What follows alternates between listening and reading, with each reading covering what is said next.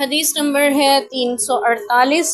اس میں عبداللہ مزنی رضی اللہ عنہ بیان فرماتے ہیں نبی پاک صلی اللہ علیہ وسلم نے فرمایا رات تمہاری نماز مغرب کے نام پر تم سے غلبہ نہ پالیں، یعنی مغرب کا نام کچھ اور نام نہ رکھ دیں۔ فرمایا رات کہتے ہیں کہ وہ یعنی مغرب جو ہے وہ عشاء ہے۔ بات دراصل یہ ہے کہ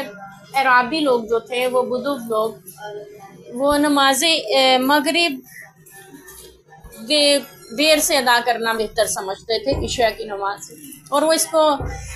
ان کے ہاں یہ تھا کہ وہ اپنی اونٹنیوں وغیرہ کا، جانوروں کا، بے پناہ جانور پالے ہوتے تھے، ان کا دودھ دھوتے تھے جب پورا اندھیرا پھیل جاتا تھا، اس میں دھویا کرتے تھے۔ دھونے سے مراد دودھ نکالتے تھے بھینس اپنے جانوروں کا، گائے وغیرہ یا اونٹ پالے ہوئے تھے، اور اس وقت کو وہ اتما کہا کرتے تھے، عین تے میم ہما، اتما،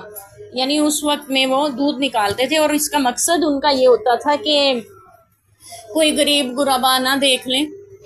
تاکہ ان کو دینا نہ پڑ جائے، یا پھر یہ مقصد ہوتا ہوگا کہ نظر نہ لگتے، جیسے ہمارے ہاں بھی کچھ لوگ چھپ چھپا کے کھانا وغیرہ کھاتے یا اپنی چیزیں پکاتے ہیں، ایسا ہوتا ہے، جانور کا دودھ بھی کسی کے سامنے نہیں نکالتے۔ تو مختلف ان کے نظریات ہو سکتے ہیں، لیکن وہ جب پورا اندھیرا ہو جاتا تھا نا مغرب کے بعد تب نکالتے تھے۔ تو آپ صلی اللہ علیہ وسلم نے فرمایا، احتیاطاً صحابہ کرام کو تنبیہ فرمائی کہ تم خیال رکھنا کہ کہیں وہ تمہاری مغرب کی نماز کو بھی اتنا دیر سے نہ کرنے لگ جائیں اور اس کا نام نہ بدل دیں، یعنی اتما نہ رکھ دیں۔ تو وہ کہتے تھے وہ عشاء کی نماز تو ہے، مغرب جو ہے وہ عشاء تو ہے، عشاء سے مراد اندھیرا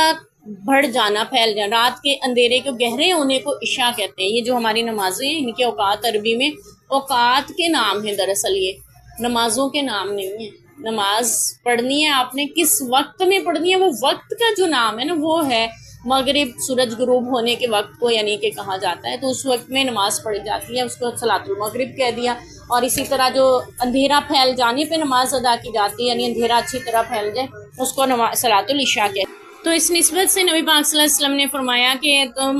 خیال رکھنا کہیں وہ تمہاری نماز کو بھی کوئی اور نام، مغرب کی نماز کو کوئی اور نام نہ دے دیں، جیسا کہ وہ کہتے تھے کہ وہی تو عشاء ہے، یعنی اندھیرا پھیلتا ہے تبھی تو مغرب ہوتی ہے۔ تو آپ نے فرمایا یہ تنبیہ کی ہے کہ نماز مغرب جو ہے وہ جلدی ادا کی جائے۔